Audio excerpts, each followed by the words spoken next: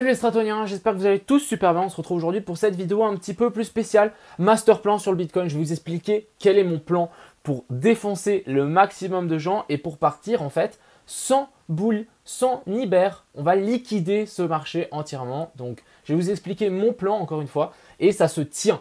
Ça se tient, c'est pas un plan que j'ai rêvé et puis j'ai dessiné sur la charte. Non, non, c'est un plan qui se tient et ça, je suis super content de pouvoir vous le partager ensemble. On verra, on va le suivre en fonction de ce qui va arriver par la suite. Avant de commencer, je voulais juste vous dire, il y a une compétition de trading exprès pour les francophones sur Bybit. Donc je mettrai le lien dans la description. N'hésitez pas si vous n'êtes pas inscrit à vous inscrire sur Bybit, ça vaut la peine. Je mettrai aussi le lien dans la description, comme ça on gagne tous les deux 10 balles. Donc c'est du win-win, tant mieux. Et je vais participer à ça. En tout cas, les gens sur le groupe, ils sont plutôt chauds. Et voilà, je ferai aussi sans doute en live. Donc n'hésitez pas à me rejoindre. C'est souvent à 20 h. Je suis en live sur Twitch. Enfin bref, je vais vous expliquer mon master plan par rapport au Bitcoin. On ira voir ensuite l'Ether et le BNB. On ira voir la dominance du Bitcoin, etc. Les CME. Super intéressant. Bref, beaucoup de choses à voir dans cette vidéo. Dites-moi dans les commentaires ce que vous en pensez en fait de ce plan. Parce que ça peut être un truc de dingue. Enfin bref, on est parti. Crypto,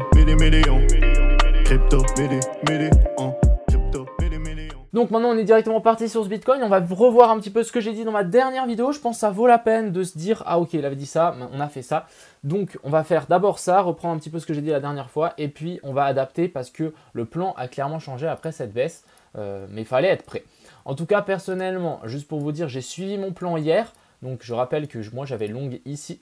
J'ai close par là autour parce que quand j'ai vu qu'ici on passait pas, je me suis dit ok ça sent mauvais, on va sans doute descendre un peu plus bas, donc j'ai close ici et ce matin j'ai re-short ici parce qu'en fait on était venu chercher la zone des 0,108 et ça s'est largement fait rejeter. J'ai close ici donc j'aurais pu largement laisser tourner mon short, je pense pas qu'on allait descendre autant bas autant vite, mais tant pis.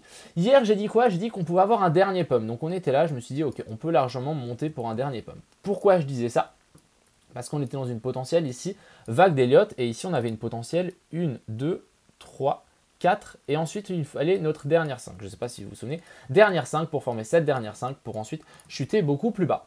Finalement, c'est pas ce qu'on a fait, le plan n'a pas abouti, et du coup je me suis posé la question, pourquoi ça ne s'est pas abouti? Et je me suis demandé, est-ce que cette fameuse ABC correspond? Et du coup, en fait, non. Pour moi, cette correction en ABC, elle est fausse. Pourquoi? Parce qu'en fait, on devrait avoir dans une ABC plusieurs ABC. Donc normalement, quand on fait une A, B et puis C, dans une A, on a une A, B, C. Ici, on a une A, B, C. Et ici, on a 1, 2, 3, 4 et 5. Maintenant, ici, si on regarde ce plan, ça voudrait dire que potentiellement ici, on a plutôt, je tirais en fait beaucoup plus un truc comme ça.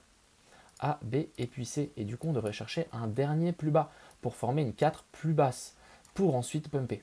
On ira voir ça juste après. Mais en gros, ici, on a bien une A, B, C, A, B, puis C. Et ici, on devrait corriger en 1, 2, 3, 4, 5 pour venir chercher beaucoup plus bas. Et ça, si on décompte même dans cette petite vague d'Elliott, donc regardez par exemple, je vais juste enlever tout ça, juste pour que vous puissiez comprendre. Ici, normalement, on est en, du coup, 1, 2, 3, 4 et 5. Et du coup, si on tire juste les Fibos, on verra bien que de cette zone-là, on est venu chercher parfaitement la zone 0,108.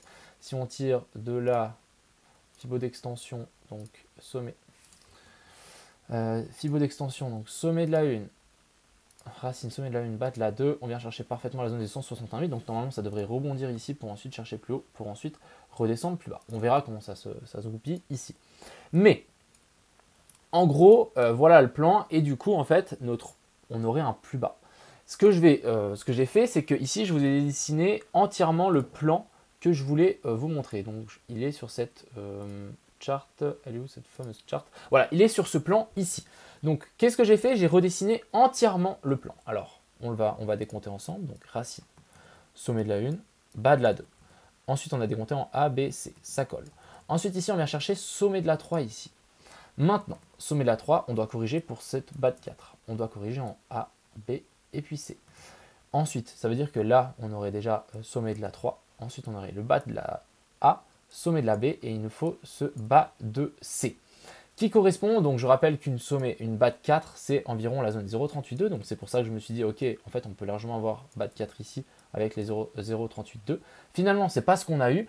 parce que c'est remonté et là on est en train de redescendre plus bas. Donc bas de 5 ici qui pourrait être en 0,5 qui pourrait être un petit peu plus bas vers la zone des 41 000. Intéressant je trouve. 41 000 ça correspond à quoi? Ça correspond au potentiel petit trap, au petit, comment on appelle ça? Pas trap mais au petit gap qu'on a eu ici, donc un gap de continuation qui est souvent amené à être comblé. Donc si on descend là pour ensuite repartir, ça me semblerait complètement correct. Donc revenons à nos moutons. Ça voudrait dire que là, on aurait un potentiel, une potentielle C qui correspond et qui clôture et qui close le même gap. Donc ça, c'est plutôt intéressant, je trouve. Ça nous fait plusieurs choses au même endroit et ça nous fait une belle zone où il y a tout qui se recroise pour ensuite avoir une jolie pompe. Et c'est à ce moment-là qu'on devra le dernier pump. Je vais vous montrer après un petit peu tout, mais en gros, j'attends un retour entre la zone des 40 400 et des 41 000, donc même plus précisément sur la gamme des CME des 41 000.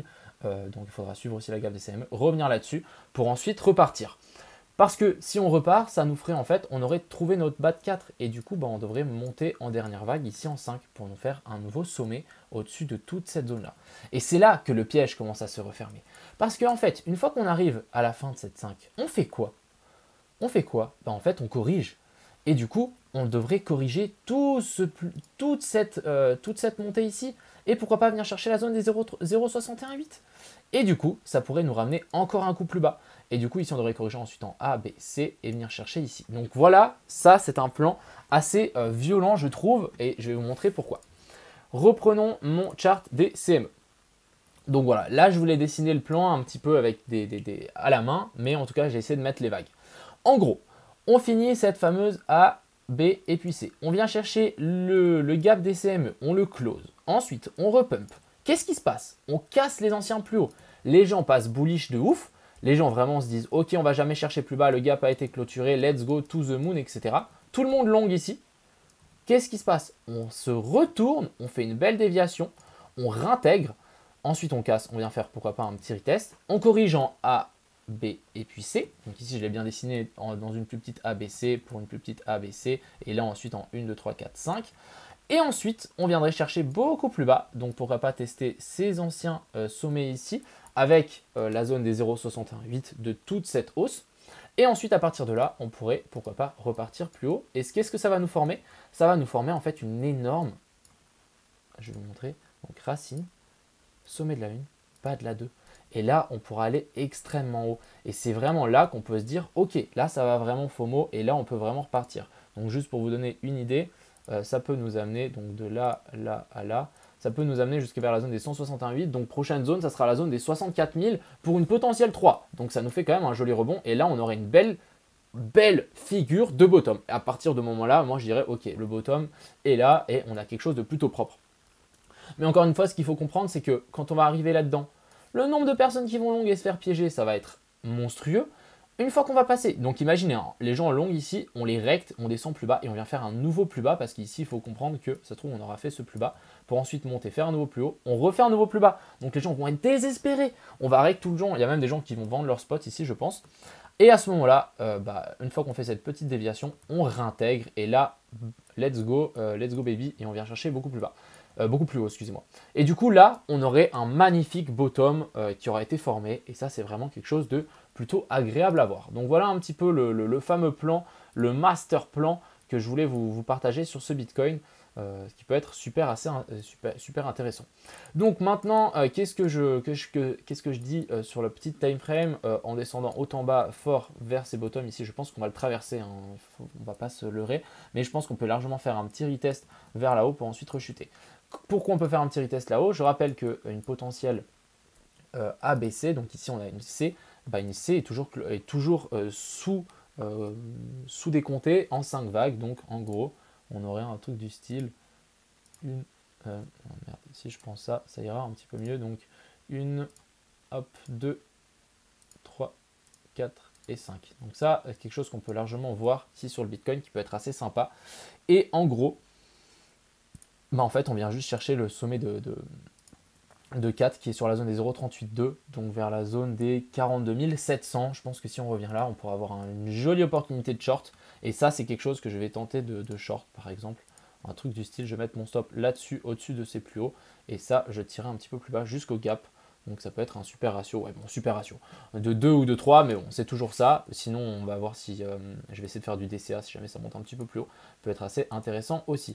Donc voilà, moi je m'attends encore à une baisse, je m'attends à une clôture de ces CME et ensuite on pourra vraiment repartir, venir chercher un nouveau sommet, tout le monde va FOMO et ensuite on les recte. Ça serait vraiment incroyable. Je vous dis, si on a ça les gars, franchement je félicite le Bitcoin parce que c'est tellement, tellement du foutage de gueule limite, c'est genre c'est tellement piégeur. Donc super intéressant je trouve de vous partager ça. J'espère que ce genre de plan vous plaît. J'espère aussi que les vagues d'Elliott de temps en temps qu'on en fasse c'est plutôt pas mal. Si on parle vraiment des niveaux assez intéressants, hein, on a une grosse zone ici, je pense qu'on va la casser pour passer un petit peu en dessous, ensuite directement réintégrer. Mais sinon, niveau horizontaux, c'est plutôt ça. Et encore une fois, hein, l'épaule, tête-épaule inversée que tout le monde voyait, et c'est rect, on la fera un petit peu plus tard. Ensuite, tout le monde longue et blam, et ensuite on repart. Ça serait incroyable. On va passer juste un petit coup sur ici les ordres. Donc ici, on est venu chercher pas mal d'ordres, donc ça ne m'étonnerait pas qu'on rebondisse à partir de là. Donc moi, j'ai ouvert un petit long ici, plutôt sympa. Et niveau des liquidations, ah merde, je dois refresh le site. Mais au niveau des liquidations, donc toutes les liquidations qui étaient au sud ont été prises, si je me souviens bien. Et en gros, ensuite, on a des petites liquidations au long qui viennent de se placer vers la zone des, si je me souviens bien, 43 000 et des brouettes. Donc parfaitement pour notre sommet de 4. On vient les chercher et ensuite on retrace. Et ça sera vraiment magnifique pour le Bitcoin. Donc voilà, j'ai chargé le truc. Donc vous voyez ici, on n'a plus grand chose et on a un petit pic de liquidation. Ah, 44 000, excusez-moi. Vers la zone des 44 000, petit pic de liquidation. Donc si on remonte, pourquoi pas venir les chercher. Ça nous fait un petit peu plus haut, mais ça peut être toujours super intéressant de venir les chercher avant de redescendre. Après, elles sont quand même vachement hautes. 44 000, c'est jusqu'ici. Donc quand même, mais why not? Et ensuite, petit plan où on nique tout le monde. Pour finir, du coup, on a l'Ether. Ici, donc ce petit Ethereum qui va faire à mon avis la même chose que le Bitcoin, il n'y a rien de sorcier. Donc le Bitcoin, l'Ether, il va à mon avis nous faire A, B et puis C, venir chercher un petit peu plus bas et ensuite chercher une potentielle 5 et ensuite corriger en A, B, C. Parce qu'encore une fois, je rappelle, on n'est toujours pas venu rechercher la zone des 0,118. On viendra la chercher au moment où personne s'y attend. Donc si on vient vraiment chercher un nouveau top par rapport à tout ça, personne s'y attendra qu'on voudra chercher beaucoup plus bas. Et encore, ça sera plus haut parce que, bref, ça sera un petit peu plus haut, mais ça pourrait être vraiment incroyable ce genre de move. Et je me réjouis. Et pour finir, du coup, on a le BNB, donc même chose, pourquoi pas faire cette fameuse ABC. Je pense que, donc à mon avis, cette B, elle peut être un petit peu plus haut pour ensuite venir chercher un petit peu plus bas. Mais encore une fois, la zone des 0,108 n'a pas été touchée et hâte de voir donc cette dernière petite hausse, donc je ne sais pas si on va descendre encore un petit peu plus bas, mais pourquoi pas avoir cette dernière petite hausse et ensuite descendre, clairement, on descendra chercher la zone des 0,108. Mais actuellement, personnellement, je fais vraiment uniquement du trading. Pour moi, il n'y a pas encore de super zone de rechargement sur ce fameux BTC. J'attendrai simplement la zone des 38, 39, voire les 40 et encore, mais c'est vraiment dans toute cette zone-là que je vais simplement attendre pour vraiment placer mes petites pépettes. On va faire un petit tour un petit peu aussi sur la dominance du Bitcoin ici à mon avis qui se fait un petit peu rejeter. Ok, on a retraversé, ok, assez intéressant, on a traversé cette petite zone ici que j'avais notée. On va aller juste voir sur l'autre chart. Ok, on a Zabord là. À mon avis, les Alpes prennent un petit peu de puissance. Je pense que le BTC suit beaucoup le SP500. Donc on va juste aller voir le SP500.